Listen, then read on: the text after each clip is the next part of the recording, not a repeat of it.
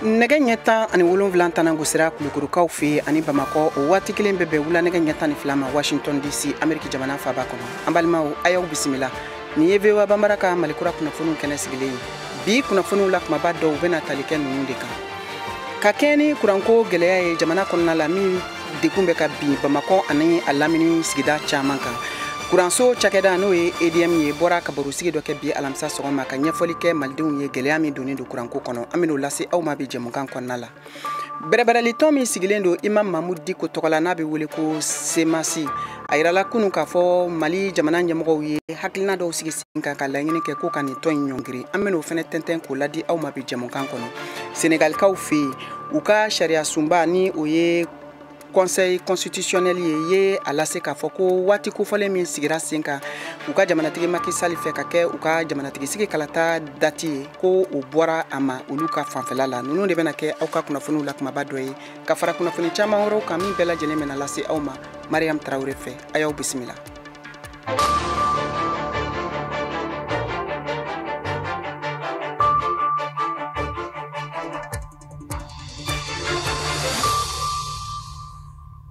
Foli ni tanuni o bɛ aw kelen kelen bɛɛ lajɛlen ye. An balimaw a y'aw bisimila ko kura VOA Banbara ka Malikura kunnafoniw kɛnɛ kan. Bi alamisa marisi kalo tile 7 san 2024 kunnafoniw bɛna lase Mariam Traoré fɛ ka bɔ studio 6nan na VOA soba kɔnɔ. Aw ka kunnafoniw filɛ.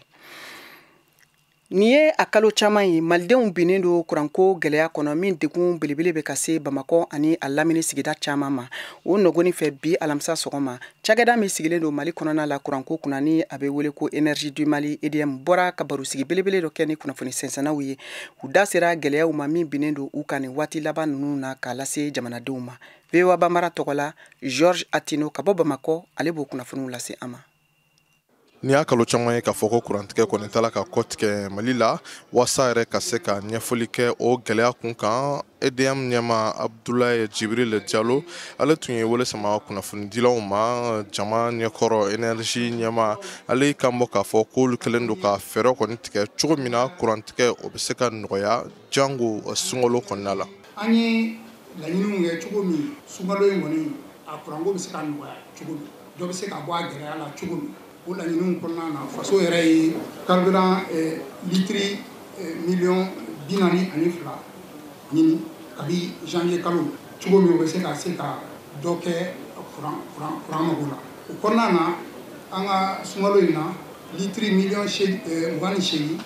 o bɛna bɛn sunkalo mago ma ka se ka dɔ bɔ kurantigɛ kan ka fara o kan an yɛrɛ EDM mɔgɔw an y'a labɛn cogo min an ka mansinw bɛɛ bɛ se ka pɛrɛ k'a kɛ sunkalo ma cogo min n'u ye taji sɔrɔ dɔrɔn kuran kana tigɛ kuran ka se ka tigɛ o baaradaw bɛ an ka mansinw na o b'an ka kuranjuruw la o b'an ka pɔsiw la EDM baarakɛlaw bɛɛ cɛsirilen b'o baara kɔnɔna na cogo min nɔgɔya bɛ se ka kɛ an ka sunkalo in tɛmɛ ko ɲuman na tagalen ɲɛfɛ baara caman bolo dalen cogo min an bɛ se ka bɔ nin kuran in gɛlɛya kɔnɔ nka o baarada ninnu bɛna na dɔɔnin dɔɔnin ka se ka carburant ta dɔgɔya an ka kuran mago la. O kurantigɛ yɛrɛ mun kɛlen don ka gɛlɛyaba lase kɛnɛkɛnɛla baaradaw ma du ani jagokɛyɔrɔw taabolow ma Abdoulaye Djibril Diallo ale mun ye Énergie du Mali ɲɛma ye ale b'a ɲɛfɔ de ko kuran ɲinita kɔni ko o ka bon kosɛbɛ ka tɛmɛ kuran dili kan ani ka fara ko taji sɔngɔ fana gɛlɛya ko nana dɔ fara kurantigɛ gɛlɛya yɛrɛ kan Mali la. Kuranko gɛlɛya in ye mun ye kuranko gɛlɛya in ju bɛ kabi yɔrɔ jan ko damadɔ kɛra fana kɔsa na minnu y'a tɔ gɛlɛya a ju ye mun ye fɔlɔ san 20 biɲɛ an bɛ se k'a fɔ ko an ka kuran fanba 100 sarada la 83 o tun bɛ bɔ an ka barajiw de la n'o ye Selenge n'o ye Sotuba ye n'o ye Manantali ye waati la i n'a fɔ san 2002 wagati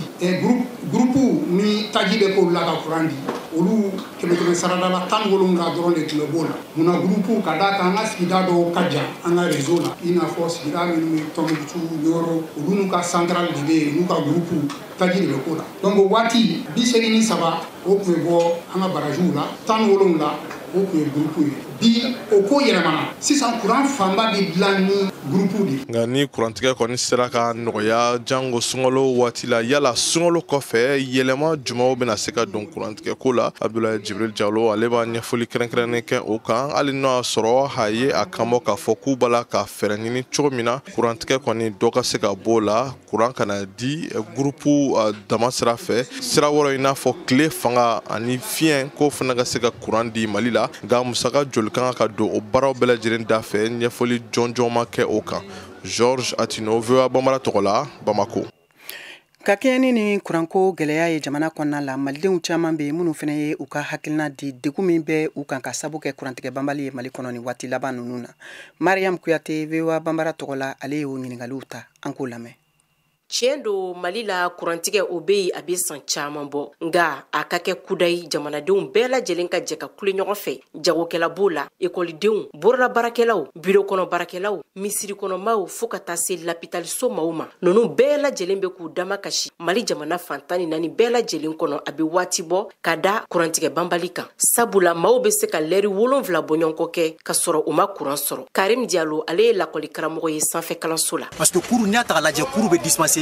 courant de la micro la donc ko courant tigɛ o cours yɛrɛ fana jɔlen bon o y'a dɔ ye bon a dɔ fana ye juma ye tuguni an mago bɛ jɔ bagi kɔnɔ la kam tanga wariw fana de bon ne courant fana tigɛra yen nɔ bon baara fana se ka kɛ an ka dɔgɔtɔrɔsow fana kɔnɔna la tuguni bon ne courant fana tigɛra vraiment banabagatɔw fana bɛ dugu quoi. Musa Kulibali mécanicien do ale fana bi da do aka gɛlɛyaw la ka ɲɛsi ni kurantigɛ banbali ma. Kurantigɛ ni ngo ma a dekun degere fɔ a ka boda yɛrɛ ma bi quoi parce que souvent i b'a sɔrɔ baara dɔ b'an bolo 1 heure de temps donc f'an ka sigi sɔgɔma fɔ 18 heures an ka se k'o baara kɛ ka sɔrɔ ka se denbaya la donc ça c'est pas joli donc an ka 1,000 ni 2,000 minnu sɔrɔ o kɔnɔ donc o bɛɛ bɛ taa k'an dan quoi. Frigo la baarakɛlaw ni maa ninnu u ye caman de bɔ u ka firifɛnw na ka d'a kan tiɲɛni caman bɛ ka don u kun Aja Kulibali ani Anta Kone dasumayala dilanbagaw do. Kurantigɛ ba in filɛ nin a bɛ ka baara da an ka frigow kan ne ka cɔgɔnji bɛɛ bɛ ka tiɲɛ n ka jimere kɔni o kɔni ka fisa mais min ye cɔgɔnji ni muguji ni fɛn tɔw ye a kɔni a bɛ ka kɛ tiɲɛni ye ne bolo dɛ. Kurantigɛ kɔni ne yɛrɛ fɛ an t'an ka jugu ni bɛɛ ta ye don dɔw la kuran bɛ tigɛ anw fɛ 0 heure kuma a bɛ na fo 6 heures du matin souvent a bɛ tigɛ 7 heures a bɛ na 14 heures ne yɛrɛ ka teri tiɲɛna. Min ye ni kurantigɛ banbali kun ye kan kelen kɔni tɛ ka fɔ a ko la Mali jamana kɔnɔ o kama an y'an ka ɲininkali tengun EDMSA baarakɛla maa dɔw la minnu ma sɔn ka kuma an ka kuma baara la nka u y'a yira ka fɔ ko a kurantigɛ kun ye u ka baarakɛminɛ dɔw ko o tiɲɛni ani nafolo dɔw fana y'a yira ka fɔ k'a kun tɛ dɔwɛrɛ ye ko kuran baarakɛla maa dɔw ka yuruku waleya kɛlenw don jɛkulu min sigilen don consommateurs tɔgɔ la Abdoulaye Balo n'olu wulila ka ɲinini kɛ a ko la a bɛ waatinin bɔ. N'i ye suguba kɔnɔna ta k'a jate minɛ ni an ye 100 compteurs ta sisan nɔ suguba kɔnɔna na i b'a sɔrɔ sur les 100 compteurs mun ye paiement normal ye k'u bɛ facture sara normalement u ti suyɛnni k'a la te foyi k'a la a tɛ tɛmɛ 15 factures kan donc les 95 a bɛɛ bɛ branchement anarchique kɔnɔna na problème filanan o ye mun ye u nalen do ka na vol fana kɛ tuguni suyɛnniw fana kɛ tuguni compteurs la ka taa ni a ye zone non lotuw la ka sɔrɔ ka filiw sama ka taa. Ka kɛɲɛ ni kurantigɛ banbali ye Mali jamana kɔnɔ sifinaka caman bɔla o don bɛɛ daw kɔnɔ k'u ka nisɔngoyaw yira denmisɛn dɔw olu y'u ta kɛ dɔnkilida ye bɔlɔlɔ siraw kan yaasa faamaw olu ka se ka jamanadenw ka damakasiw lamɛn ka kɛɲɛ ni waleya ye. An kɔrɔla kuranko in na anw ɲanina kuranko in na ala mana kɛ salontigiw ye olu tɔɔrɔlen bɛ kuranko in na ala mana kɛ atelier-tigiw ye olu tɔɔrɔlen bɛ kuranko in na. Mariam Kuyati ka bɔ Bamako VOA Bambara tɔgɔ la. Ka kɛɲɛ ni Mali jamana ɲɛmɔgɔw ka dɔgɔkun kunnafonidi ye min bɛ wele ko Conseil des ministres n'o kɛra kunu araba marsi kalo tile 6 san 2023 a yirala k'a fɔ bɛrɛbɛrɛli tɔn min n'o sigilen don Imam Mahmud Diko tɔgɔ la u ye laɲiniw kɛ ko ka nin tɔn in ka baaraw bɛɛ lajɛlen ɲɔngiri VOA Bambara tɔgɔ la o senfɛ Mohamed Touré ye kuma barani tɛnkun Yusuf Daba Jawara la ale ye semasi koladilan ɲɛmɔgɔ dɔ ye an k'a ka hakilinaw lamɛn u ka tɔn cili kan. An y'a ye bɔlɔlɔ siraw fɛ k'a fɔ ko conseil des ministres la ko ministre de l'administration territoriale ministre d'État k'a ye conseil des ministres informé k'a fɔ ko jɛkulu min bɛ yen n'o ye CEMAS n'o bɛ Mamadou Diko ka hakilinaw lasabatili la k'a fɔ k'u ye décision ta k'a dissous donc an y'a mɛn o cogo la jamana télé o ni réseaux sociaux fɛ. Yan'o laɲini ka kɛ mun de kɛra u ye kunnafoni jumɛn d'a ma k'a fɔ ko ni jɛkulu ni ci. nin baara in a ma bara na sabula ka da kan depuis tuma jan an y'a ye k'a fɔ jamana ɲɛmɔgɔ minnu b'an kunna sisan kelen bɛ ka dankari mun ye liberté d'expression ani liberté d'association na an y'a ye fana kalo tɛmɛnenw la association dɔ bɛ yen nɔ ni tɛna tɔgɔ fɔ association tun ye datiri sɛbɛn ka ci ministre de l'administration territoriale ma k'a ɲini an fɛ k'a fɔ ko ka semasi min bɛ yen ko ka semasi alors que association yɛrɛ tɛ association yamaruya foyi t'a bolo mun b'a to a kan ka se ka baara kɛ Mali kɔnɔ association tɔgɔ la donc depuis an y'olu ye an y'a dɔn k'a fɔ ko taalen ɲɛfɛ an bɛ ka kɛlɛ mun kɛ an bɛ wuli ka dɔ min na jamana ye o ni jamana kɔnɔdenw ye an y'a dɔn k'a fɔ ko nin baara ninnu mun bɛ sɔn ka boloda ka ɲɛsin an ma. Yɔrɔ min na sisan n'u ye sɛbɛ hakika d'an ma k'a fɔ ko jɛkulu ninnu cira aw yɛrɛ fanfɛla la aw bɛ taabolo jumɛn de laɲini famaw fɛ ni ko famaw k'an bɛ kiiritigɛsow ma yaasa jɛkulu nin a bɛ se ka segin a nɔ la cogo min na. Effectivement i y'a fɔ cogo min na ni an ye sɛgɛn ladika sɔrɔ an tigɛ la mais yanni ka kɔn o sɛbɛn yɛrɛ ye ni Ala sɔnna a ma an bɛna wuli ka jɔ sabati recours fɛn fɛn bɛ yen sira fɛ bɛ yen n'a bɛ to an bɛ se ka wuli ka jɔ kɛ ka taa justice sira fɛ taa administration sira fɛ pour que décision min taara se ka a bɔ a dɔgɔkɔrɔ parce que recours min b'an bolo bi n'an bɛ se k'o kɛ o recours fila ye recours administratif bɛ yen an bɛ se k'o adressé ministre yɛrɛ la mun ye décision ta pour que a décision ta a ko annulé en même temps an bɛ explication d'a ma mun b'a jira k'a fɔ u ye mun fɔ k'a fɔ ko fili kumaw don o bɛ yen n'an tɛmɛn'o kan an bɛ se ka taa tribunal administratif fana la ka requête don pour que décision min taara k'a bɔ a dɔgɔkɔrɔ k'a annulé pour que semasi kana se ka donc o baara ninnu an b'o baara ninnu kɛ teliya la sabula ka d'a kan an bolo u ye motif min fɔ ko mun b'a to association bɛ se ka bɔ yen Mali kɔnɔna la o ye condition ba 5 ye o jɔ senba 5 ye o jɔ senba 5 semasi ma baara foyi kɛ mun bɛ taa o jɔ senba 5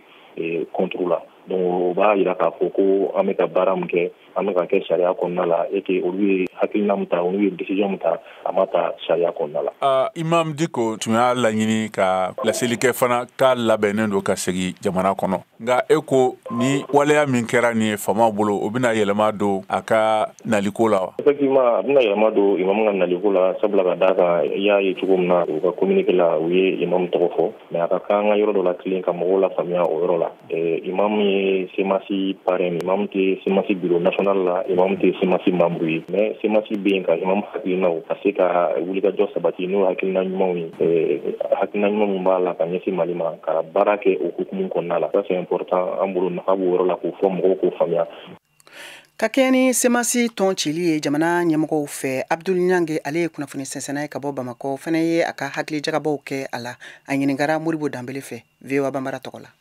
Wagati dɔ tɛmɛna gouvernement tun ko élection présidentielle min tun kan ka kɛ février tɛmɛnen k'a tɛna se ka bɔ o tɛmɛnen semasi mɔgɔw ye octobre kalo wulikajɔ daminɛ ka fɔ k'u bɛ marcher le 13 octobre ko ka sɔrɔsiw bɔ fanga la ka na ni civiliw ye et en même temps ko u ka dɛmɛ bɛ armée républicaine ye mais minnu bɛ fanga la ko olu ni armée républicaine tɛ kelen ye bon o dun y'a sɔrɔ armée bɛ reconquête la ka taa Kidal olu ka faamu na an ka sɔrɔsiw ye o baara min fana kɛ o fana man kan si ka fɔ de kan ka kɛ ani rebelle ninnu ni ɲɔgɔn cɛ donc ani Imam Diko ye voyage dɔw kɛ Algérie ani Mauritanie a n'a ye rencontre dɔw kɛ i n'a fɔ gouvernement y'a fɔ cogo min conseil des ministres communiqué la ko ani puissance étrangère dɔw diɲɛ jamana dɔw minnu bɛ ka Mali kɛlɛ a n'olu ye ɲɔgɔn ye caman kɛ Mali ko kan k'a sɔrɔ Mali fanga ka yamaru tɛ u ma ladɔnniya a kibaruya fana na donc o de wolola semasi cili la parce que gouvernement ka jateminɛ na semasi sigira ko k'olu sigikun ye jamana ka basigi ni bɛn ni kelenya ɲinini sira de bon ko a yɛlɛmana ka kɛ politiki bolofara de min ka laɲini ye ka ɲagami don jamana kɔnɔ ani ka fanga dafari. Ani tɔn mɔgɔ minnu kumana olu y'a yirana k'a fɔ k'u ma sɔn ni hakilila in ma ko ka d'a kan olu yɛrɛ bolo a bɛ dankari u ka hakɛw la e bɛ jaabili jumɛn kɛ walima e hakilila ye mun de ye olu ka nin kuma in na. I tɛ nin kɛ mɔgɔ si la ko a bɛ bɛn o ma hali ni ye Yadini Kufa ka jɛkulu n'i ko k'a cira bi u b'a fɔ k'i ye hakilina de fɔ i bɛ jalaki min da olu kan u b'a fɔ ko u b'u yɛrɛ ye o la o b'u faamuya commentaire particulier tɛ n bolo o ko la mais gouvernement ka nin kuma in san'a ka fɔ ne delila ka nin révéler preuve à l'appui je crois que gouvernement faraliw ka don kɔfɔlen ka ne kɛlɛ fo k'a ɲini k'a fɔ k'u bɛ n ka tiɲɛ kɛ n bolo nkalon ye bon n'o yɛlɛmana yɛlɛma cogo wɛrɛ la an bɛ Ala barikada dɔrɔn. O b'a yira k'a fɔ fɛnɛ ko mun ye semasi ye ko kabi a sigira ko a ma sɛbɛn foyi bila ni o ye a bɛ baara minnu sigi minisiriso min sigilen don nin kɔɲɛ in kama k'a ma o fana kɛ e ye mun faamuya nin kɔɲɛ in na mun na gouvernement ye nin bɛɛ kɔnɔ fo sisan. Association fɛn bɛ Mali kɔnɔ à 90% 99% bɛɛ bɛ nin situation kelen donc i b'a dɔn kojugu ye don min ni fanga cira ɲɔgɔn na de don min i b'a dɔn o don de k'a fɔ ko sababu dɔ quoi soit que association ni partiw ani même médiaw je crois que fanga b'a ɲɛ ci u ka sariya sɔsɔ waleya dɔw kan je pense que c'est pour que ka sababu wɛrɛ d'u ma min b'u yamaru ko caman na fɛnw bɛ sigi sariya ko u ka communication minnu adressé gouverneur la ou bien ministère la a tɛ kɛ ni yɛlɛma kɛra ɲɛmɔgɔya la ka ɲɛmɔgɔw ladɔnniya la o baara fana tɛ kɛ donc sariya sɔsɔ a bɛ position radicalisé bon an b'a fɔ dɔrɔn fanga ka kɛ ladiri ye ka baara kɛ ni sariya ye fɛn o fɛn bɛ yen ko farati dɔ jamana ma a ma kan ka daminɛ kuma tɛ ka se cili ma depuis semasi sigi kuma cour constitutionnel ko fɛn ɲuman tɛ o dugujɛ gouvernement de taara o cérémonie kelen présider alors que a bɛ Mali constitution sɔsɔ Mali constitution yɛrɛ jɛnnen tɛ ni politique tɔn sigili ye min sinsinnen bɛ diinɛ ko kuma kan wali siya ko kuma kan bon ni sigi kɛra k'o bɛɛ lajɛ fo a kɛra tiɲɛni ye don min na de a ka dɔn ko kojugu don bon je crois que an kan k'an yɛrɛ tanga o ɲɔgɔnnaw ma quoi.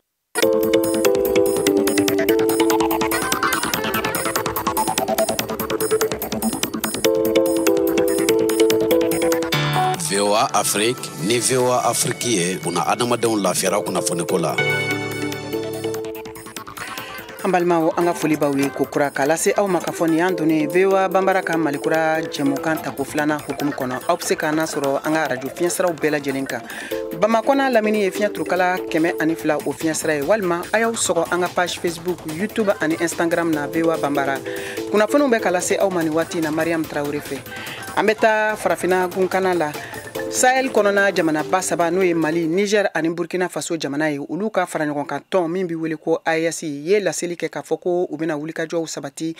finitigiko nasiraw fɛ walasa k'u ka se ka wulikajɔw bɛɛ lajɛlen kɛ ka jadijɛkulumaw kɛlɛ ka bɔ Sahel kɔnɔna la Kayatu Traoré VOA tɔgɔla ka bɔ Washington.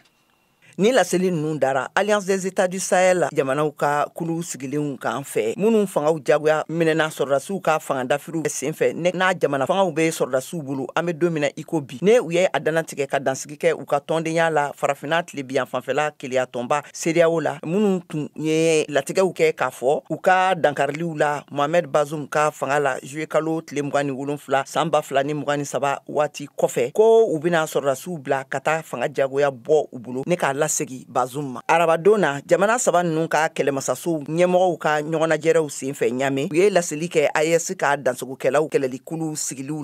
sigiliw kan min ka kan ka baara daminɛ teliya la yaasa ka se ka lakana ɲumanw sabati u ka jɛ ka sigidaw kɔnɔna la Général Moussa Salawu Barmu Niger chef d'état-major ka laseliw la kunnafoni bataki kɔnɔna na min labilala jama ye lakanakɛkulu in ka baarabolow sigili cogoyaw ma perepere latigɛ u fɛ an dalen bɛ a la k'a fɔ an jamana saba ninnu ka fangaw faralen ɲɔgɔn kan bɛna kɛ sababu ye ka lakana sabati Général Barmu k'a fɔ la a ye a yira fɛnɛ k'a fɔ ko armée saba ninnu bɛnna a kan ka taabolo dɔw bila sen kan yaasa ka u ka hakilina siraw bɔ ka kɛɲɛ ni lakana ye AES sigidaw kɔnɔna la. Aw de bɛ kunnafoni mɔlen sɛnsɛnnen di anw ma bamanankan na. VOA Afrique filɛ nin ye 102 fiɲɛ sira kan Bamako Mali la. Sénégal jamana ka sariya sunba ka bolofara min bɛ wele ko conseil constitutionnel ye laseliw kɛ laseli min senfɛ u y'a yira k'a fɔ ko jamanatigi Macky Sall ye don kɛrɛnkɛrɛnnen min fɔ u ka jamanatigi sigi kalata la ko u ni olu ka don u tɛ don kelen ye min kɔɲɛ kunnafoniw ani a ŋunuŋunukan gannen don nin waati in na Sénégal jamana kɔnɔna la VOA Banbara ka laselikɛla Nama Jara ka bɔ Dakar ale b'an bolo nɛgɛ kan a bɛna kana walawalali kɛ Nama i n'u la. Mariam Inula VOA Banbara lamɛnbaga bɛɛ lajɛlen ni wula. Ayiwa ka kɛɲɛ ni cour constitutionnel kan ni conseil constitutionnel kan ni laseli ninnu ye ni waati ninnu na Sénégal yɛrɛ kɔnɔna la kunnafoniw taabolo bɛ cogo di a kunya kan. I y'a fɔ i ka kumaw daminɛ na an bɛ waati min na kunnafoni minnu bɛ yan jamanakuntigi Macky Sall y'a ka marajɛkulu ci suro ka marajɛkulu ɲɛmakura sugandi n'o ye maître Sidiki Kaba ye n'a tun ye Sénégali kɔnɔko minisiri ye. A bɛna ka marajɛkulu kura sigi sen kan bi alamisa a fɔra cogo min na kunnafonidisow la Macky Sall ye marajɛkulu kɔrɔ Amaduba bila walasa ka se k'a ka ɲiniw kɛ marisi kalo tile 20 nata jamana kuntigi I kalata la inafo benkan kera sariya sumadi magisal ke cogo mun na u kelen ka ni waati sugandi bawo an bɛ waati mun na olu ka farankanton n'o ye Beno Bokk Yakari ye o cɛbo de ye Amadu Ba ye Amadu Ba bɔlen kɔfɛ marajɛkulu ɲɛmaya la a ye foli ni tanu kɛ ka ɲɛsin Macky Sall ma a ye danaya min da kan marajɛkulu ɲɛmaya la ani u ka farankan politikitɔ ka cɛboya la jamana kuntigi kalata idina an bɛ waati min na Mariam. Ayiwa conseil constitutionnel olu ye laseli min kɛ nin ye k'a fɔ ko jamanatigi Macky Sall ka don kɛrɛnkɛrɛnnen fɔli jamanatigi sigi kalata la ani don min fɛnɛ kɛrɛnkɛrɛnnen don olu bolo k'olu tɛ don kelen ye o kun ɲɛ bɛ cogo di? I n'a fɔ I y'a fɔ cogo min na an bɛ waati min na u bɛɛ lajɛlen bɛnna kan an bɛ waati min na Macky Sall kɛlen ka jamanakuntigi kalata bila marisi kalo tile 24 la sariya sunba fana tun ye marisi kalo tile 21 sugandi I n'a fɔ I y'a fɔ cogo min na bawo fanga sina cɛbo 16 tun ye sosoli sɛbɛn dɔ bila sariya sunba la ka jira k'u ma sɔn juin kalo tile 2 waati min sugandira sikapo senfɛ n'u tun tɛ kɛnɛ kan. O de kama sariya sunba fana ye fanga sina cɛbow jaabi ni marisi kalo tile 31 nka a jirala ko sariya sunba kiritigɛla 7 sɔnna jamanakuntigi Macky Sall ye waati min sugandi n'o ye marisi kalo tile 24 ye wa an bɛ se k'a fɔ ko mankan wɛrɛ tɛna kɛ o kɔfɛ tuguni bawo an bɛ waati min na cɛbow dɔw yɛrɛ bɛ campagne na Mariam. Ayiwa ni ko kunye ni a bɛ ka kɛ ɲɔgɔn sama ye jamana fanga ani fanga sinamatɔnw fɛ e yɛrɛ bolo a kɔlɔlɔ tan tɛ wa? An bɛ se k'a fɔ ko kɔlɔlɔ wɛrɛ tɛ bawo kabini sariya sunba kɔni y'a jira ko kalata tɛ se ka kɛ juin kalo tile 2 la I n'a fɔ Macky Sall y'a ŋaniya ta cogo min na sikafo senfɛ fanga sina cɛbow nisɔndiyara kosɛbɛ jango cɛbo Khalifa Sall politikitɔn ni fanga sina ɲɛma Usmani Sonko ka politikitɔn Pastef min cira marabagaw fɛ wa waati min sugandira fana dɔw bolo u y'a jira k'a ka surun nka o bɛɛ n'a ta u y'a jira k'a bɛnna u ma bawo u ka laɲini ye de kalataw ka kɛ yanni avril kalo tile 2 cɛ n'a bɛ bɛn Macky Sall ka jamanakuntigiya bannen ma Senegal. Sisan jamanadenw ni politiki kɛbagaw bɛɛ ka jɔrɔ min na o de ye taɲiniw bɛna kɛ sunkalo de kɔnɔ a tilema waati do fana o ye mɔgɔ caman lasiran hali n'a y'a sɔrɔ fanga n'a sinaw bɛɛ lajɛlen sɔnna waati min sugandira sisan Mariam. An ka foli bɛ ye nin tun ye VOA Banbara ka laselikɛla Naman Jara ale ka laseliw ye ka bɔ Dakar. Kana ni kunnafoniw ye États-Unis jamana kan ya jamanatigi Joe Biden kan ka bɔ ka kunnafoni di kɛ min bɛna k'a siɲɛ 3nan ye ka ɲɛsin jamanadenw ma jamana yɛrɛ kalata lahalayaw kan wa min senfɛ fɛnɛ a y'a yira k'a fɔ ko jamanaden minnu ni olu dalen tɛ ale ka wulikajɔ baaraw la walasa ka kɛ cɛbɔ ye ni ka jamanatigi kɔrɔ Donald Trump bali a ka se ka kɛ jamanatigi ye u ka kalataw senfɛ k'a bɛna o kunnafoniw bɛɛ lajɛlen di. VOA Banbara tɔgɔ la Kayatu Traoré ale bɛ o lase an ma. Jamanakuntigi ɲini kalata san ninnu na président démocrate in bɛ kan a ka baarabolo sɔrɔ na siraw kan la bɛrɛbɛrɛ kosɛbɛ a bɛ ka sinsin minnu kan kabini san 2020 waati jamanakuntigi ɲini kalataw senfɛ a ka laɲini de ye k'a yira jamana la k'a fɔ ko a sɛbɛbɛ kosɛbɛ kalatalaw ka hajuw ma ka kɛɲɛ ni dayirimɛminɛw nɔgɔyaliw ye a baarakɛɲɔgɔnw ye a jira k'a fɔ ko jamanakuntigi bɛna républicainw ka taabolo ka kɛɲɛ ni jamanakuntigi kɔrɔ Trump ka taabolo bilalen sen kan ka kɛɲɛ ni salen nafabɔliw ye cakɛdaw fɛ ne a taabolo bɛ kan ka se a dɔgɔ ma kaban kɔkari Joe Biden bɛna a ka sarankali nin kɛ alamisa don sufɛla la sufɛ nɛgɛ ɲɛ 9 waati la ka kɔrɔ san tɔw la jamanakuntigi ka ni sarankali ninnu bɛ kɛ ni kɛnɛbasigiw de ye nka ɲina san 2024 t'a la ka da gɛlɛya dɔw kan o tɛna ɲɛ sɔrɔ a la sabila Biden bɛ fɛ ka a jira k'a fɔ ko ale bɛ se ka tɛmɛ kofɔli min kɛra a ka sikɔrɔbalenya kow kan ne a kelen bɛ ka siganaba bila kalatalaw hakiliw la ka kɛɲɛ ni ka kalata ale ye ani l'Amérique sɔrɔ kow ka fara Gaza ani Ukraine fitinɛw kan l'Américain miliyɔn bayirika caman de sigilen bɛ ka ni jamanatigi cɛmɔgɔba nin kɔrɔlen nin ne l'Amérique ma deli ka a ɲɔgɔn sɔrɔ sikɔrɔbalenya la u ka tariku yɛrɛ kɔnɔna na ka sarankani ninnu makɔnɔ ani républicainw ka Trump n'a si bɛ san 77 la bɛ to ka i moke a la ne a ka kɛnɛyako sira ye ka da a si kɔrɔbalenyaw ma sarankani ninnu kuruba la bɛna kɛ sɔrɔ siraw dayirimɛminɛw nɔgɔyaliw ani baarakɛbolow bilaliw sen kan kalandenw olu ka juruko ka fara furakow olu nɔgɔyaliw kan Biden ye kofɔli kɛ ka kɔrɔ k'a fɔ ko ale sera ka min kɛ san 3 kɔnɔ ko tɔw caman bɛ o kɛ san 8 fanga de kɔnɔna la.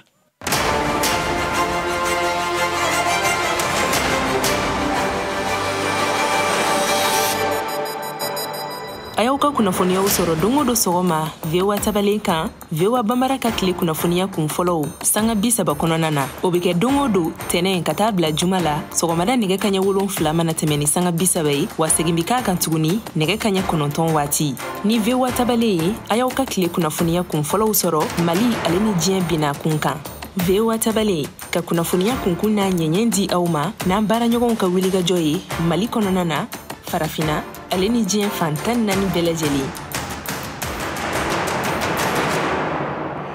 Ameriki jamana ka sariya sunba o sariya sen filanan o bolofara sabanan b'a yira k'a fɔ ko ka kɔn jamanatigi sigi kalata ɲɛ jamanatigi kan ka bɔ ka kuma ɲɔgɔnya kɛ ani jamanadenw ni ɲɔgɔn cɛ a ka baaraw taabolo kan fo ka taa se kalata yɛrɛ o yɛrɛ ko fɔ wulikajɔ baaraw ma min bɛna kɛ jamanatigi Biden fɛ bi alamisa su fɛ o kama an ye ci labila Dr. Aramata Sisoko Sise ma ka bɔ Atlanta maliden do min bɛna kana an ka ɲininkaliw jaabi nin kunya kan Aramata inula Aywa bisimila a bɛ fɔ min ma Anglɛkan na ko State of Union e bɛ se ka walawalali juman kɛ an ye a kɔrɔ ye mun de ye Aywa n b'aw bɛɛ fo k'aw bɛɛ waleɲuman dɔn State of Union anglais la o kɔrɔ ye jamana kunkanko jamana bɛ lahala min kɔnɔ bi jamana bɛ yɔrɔ min a bɛ taa yɔrɔ min donc State of Union bɛ kɛ walasa jamana ɲɛmɔgɔ a ka kuma jamanadenw fɛ awa ka kɛ ni jamanatigi Joe Biden ka ni laseliw ye min kan ka kɛ bi alamisa sufɛla la ka ɲɛsin Ameriki jamanadenw ma e yɛrɛ bolo a ko yanga mɛna kɛ mun de ye nin ko in bɛ kɛ koba ye bari jamanadenw b'a dɔn ko n'u ye jamana ɲɛmaa sigi a ka kan jamana ɲɛmaa ka bɔ ka kuma jamanadenw fɛ k'a fɔ a ye baara minnu kɛ a bɛna baara minnu kɛ mun ɲɛna mun tiɲɛna mun dilanna mun ma se ka dilan walasa jamanadenw k'a dɔn u y'a ta k'a bila baara min na a y'o baara lase o de kama a bɛ bɔ k'a ɲɛfɔ jamanadenw ye kabini kow daminɛ fo bi a sera ka min kɛ ani min b'a hakili la k'a kɛ sini a b'o fana kɛ cogo di ayiwa Aramata ni laseli min bɛna kɛ jamanatigi Joe Biden fɛ kalansira jumanw de bɛna se ka sɔrɔ a la Ameriki jamana yɛrɛ ka bɛjɛ fanga n'an k'o ma ko démocratie u taabolo kɔnɔna la Ameriki jamana kɔnɔ ani jamana kɔfɛ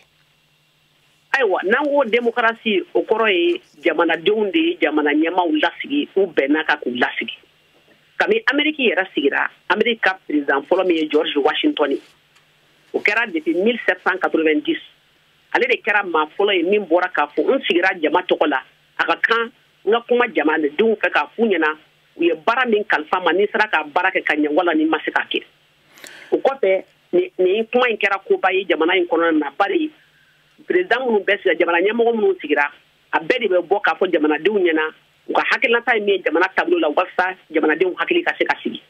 o leçon ye min ye anw ma kalan min an b'a sɔrɔ nin na o ye mun ye o y'a ye ni jamanadenw bɛnna ɲɔgɔn kan k'i sigi ka baara kɛ a ka kan jamanadenw ka juru de bɛ e la e kan ka bɔ ka se k'a fɔ mun de kɛra mun de ma kɛ o bɛ komi wajibiyalen don i kan a diyagoyalen don i kan i ka bɔ ka i ka jamanadenw hakili sigi k'a f'u ɲɛna jamana bɛ taabolo min kan walasa jamanadenw ka se k'a faamu anw bɛ se ka min f'u la dɔrɔn k'a fɔ anw ka jamanaw kɔnɔ an k'an jija ni jamanadenw ye maa o maa sigi i k'a dɔn jamanadenw ka juru de b'i la i ka kan ka bɔ ni ko min gɛlɛyara u bolo i ka kan ka bɔ k'a f'u ɲɛna mun y'a gɛlɛya mun bɛ se k'a nɔgɔya nin diyara an ye nin tun ye Dr. Aramata Sisoko Sise ye kalanfa don wa maliden don min sigilen don Atlanta an ka foli b'a ye sisan an bɛ tɛmɛ ni Saka Tarawele ale ka farikolo ɲɛnajɛ kunnafoniw ye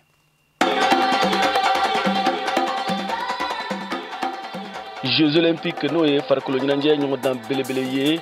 diɲɛ bunakun kan n'an ko JO a ɲina san 2024 taw kɛnɛ bɛ sigi Paris Faransi jamana kan k'a daminɛ juillet kalo nata tile 16 k'u kuncɛ août kalo nata tile 11 san 2024 na Mali bɛ ye ɲinanta kɛnɛ kan ni a ka forobatɔn équipe nationale ko don sirantolanta kunda min bɛ denmisɛnninw kofɔ minnu si ma tɛmɛ san 23 kan n'an ko équipe espoir o de siratigɛ la Japon ni Mali bɛna badenya sɛdɛntolanta ɲɔgɔndan do tan ni marisi kalo in tile 22 na ta Japon jamana kan kunnafoni do min sɔrɔla Mali sɛdɛntolanta fédération ɲɛmayaso yɔrɔ badenya sɛdɛntolanta ɲɔgɔndan min kofɔlen filɛ ni degeli karamɔgɔ Alu Badara Jalo Kɔnti ka cɛdenw bɛ ka labɛn a bɛ tan tile 2 ka kɔn JO tirage au sort yɛrɛ ɲɛ tɛna ye espoir kunda kɛnɛ in kan ka fara jɔn ta Egypte ye jɔyɔrɔ filanan sɔrɔ ale bɛ ye Mali a sera ka se sɔrɔ Asie gun cɛbɔ 4 kan o ɲɔgɔndan ma tan fɔlɔ JO ɲɔgɔndan kɛnɛ bɛ sigi san 4 o san 4 farikolo ɲɛnajɛ suguya 30 ɲɔgɔn bɔɲɔgɔnko la diɲɛ bunakun kan VOA Bambara tɔgɔ la Bamakɔ Siaka Traoré Kala Selido. Cette chanson, elle est pour toi, Marie Munkuru. Zach Prod.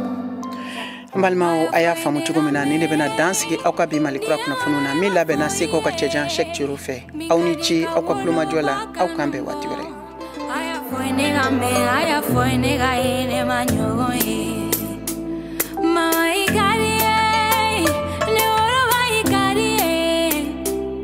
Tema best, tema queen, tema